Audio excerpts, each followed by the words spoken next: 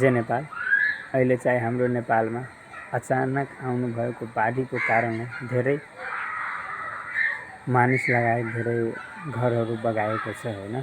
यो चाहिँ नेपालमा मुख्य गरी रसुवा, नुवाकोट र धादिङ लगायतका क्षेत्रमा भोटे, कोशी र त्रिशुली नदीमा भीषण बाढी आएको छ। बाढी आउनुका प्रमुख कारण के थियो भने चीन तिब्बत क्षेत्रको प्रभाव। जल तथा मौसम विज्ञान विभागका अनुसार नेपालमा ठुलो पानी नपरे पनि तिब्बत क्षेत्रमा भएको भीषण वर्षा र पहिरोका कारण नदी बहाव एक्कासी बढेको हो। पहिरो वा हिम पहिरोको आशंका।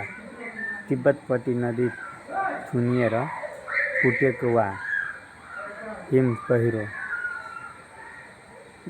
आएकोले एक्कासी भीषण लेदो र पानीको बाढी तल खसेको प्रारम्भिक अनुमान छ।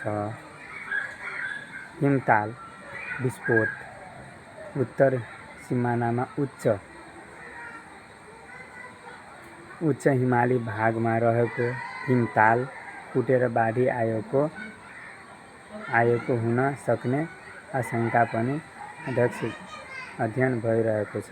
नदी तटीय क्षेत्र रसुवा, गढी, टिमुरे, एस्पा, पूर्वेशी र तल्लोको तटीय क्षेत्रमा उच्च सतर्कता अपनाउनु र सुरक्षित स्थानमा रहन आग्रह गरिएको छ।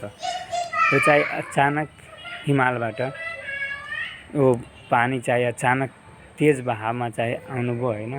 यसरी चाहिँ धेरै घरहरू, धेरै धन जनमालहरू हैन क्षति पुर्याउनु भएको छ।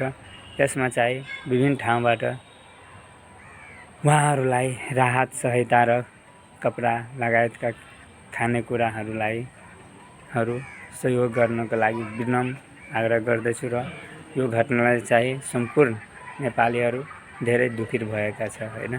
त्यही भएर तपाईहरू जुन ठाउँमा बस्नुहुन्छ, तपाईहरूले जुन सहयोग गर्नुहुन्छ भने यो सोशल मिडियाबाट होस्, चाहे आर्थिक सहयोग कोषबाट होस् हैन, चाहे त्यहाँ प्रत्यक्ष पुगेर मान्छेहरूले आफ्नो केही सहयोग गर्नुहुन्छ भने प्रत्यक्ष पुगेर त्यहाँ गर्नुस् हैन।